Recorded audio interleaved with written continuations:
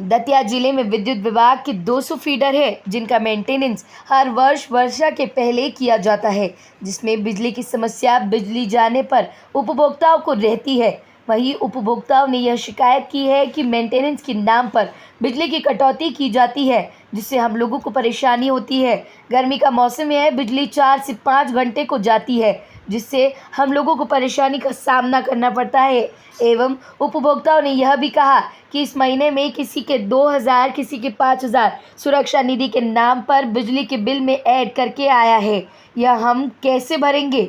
इस मामले को लेकर विद्युत महाप्रबंधक सुधीर कुमार शर्मा ने पत्रकारों से चर्चा की तो उन्होंने बताया कि दतिया जिले में सभी तहसीलों को मिलाकर 200 फीडर है, जिसका मेंटेनेंस सभी क्षेत्रों में क्षेत्र वाइज क्षेत्र करते हैं, जिससे उपभोक्ताओं को परेशानी ना हो।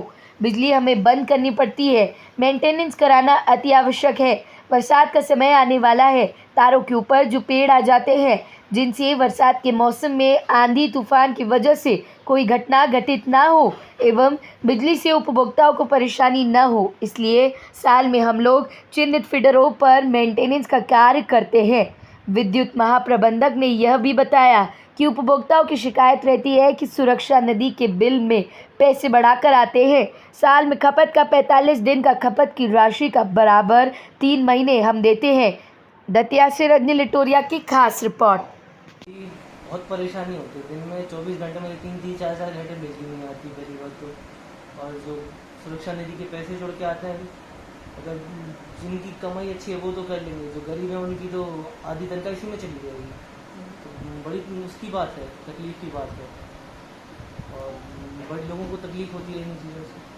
मेंटेनेंस हम हर वर्ष भी करते हैं और अब हमने ऐसा प्रयास किया जा रहा है कि प्रतिदिन हम मेंटेनेंस करें। प्रतिदिन से मतलब ये है कि हम जैसे दतिया ज़िले में करीब हमारे पास में 200 फीडर हैं, तो उन 200 फीडरों को हम एक दिन करके बंद करते हैं। मेंटेनेंस इसलिए आवश्यक है कि आपने अगर देखा होगा कि हमारे माननीय मंत्री जी की भी सोच है कि ट्रिपिंग नहीं आना चाहिए, तो जो ट्रिपिंग आने से जो लाइट बंद होती है तो वो नहीं आए, इसलिए हम लोग मेंटेनेंस करते हैं। तो मेंटेनेंस में हम लोग पेड़ वगैरह काटते हैं और भी चीज़ें करते हैं, तो जिससे हमारी लाइन में व्यवधान कम हो जाते हैं। सर, ये देखा जा रहा है कि हितग्राही में शिकायत भी की है कि ये जो सुरक्षा निधि बिलों में आ रही है, तो किसी का 2000 है, किसी का 5000 है। सर, इसका क्या कारण है और ये कब तक रहेगा?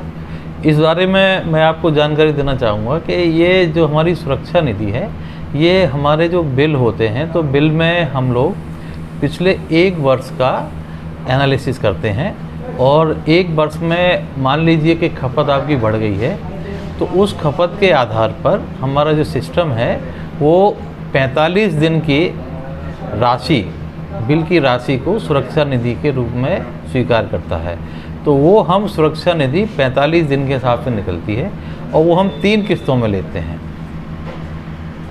सर, इस कोरोना को लेकर और हितग्राहियों को बिजली के बिलों को लेकर क्या संदेश देना चाहेंगे? मैं इसमें आपको ये भी बताना चाहूँगा कि ये आजकल हमने दतिया शहर में जैसे कि स्पॉट बिलिंग चालू कर दी। स्पॉट बिलिंग में क्या है कि हमारा आदमी वहाँ जाता है परिसर में और वहाँ हाल का रीडिंग लेता है और बिल देता है। दूसरा, अभी हमारी कंपनी के काफ़ी ऑनलाइन पेमेंट्स को भी हमने प्रमोट किया है।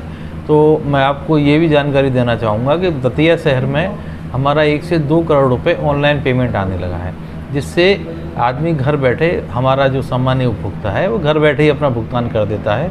तो कोरोना वगैरह में उसको बाहर जाने की आवश्यकता नहीं पड़ती है, तो इसको भी हमने प्रमोट किया है। तो इस तरह से हम ऑनलाइन पेमेंट को काफ़ी प्रमोट कर रहे हैं और हमारे जो कर्मचारी हैं, जो हमारे अधिकारी हैं, उनको भी हमारी हिदायत है कि वो लोग मास्क पहन कर ही जाएँ और कम से कम भीड़ में जाएँ, बचें।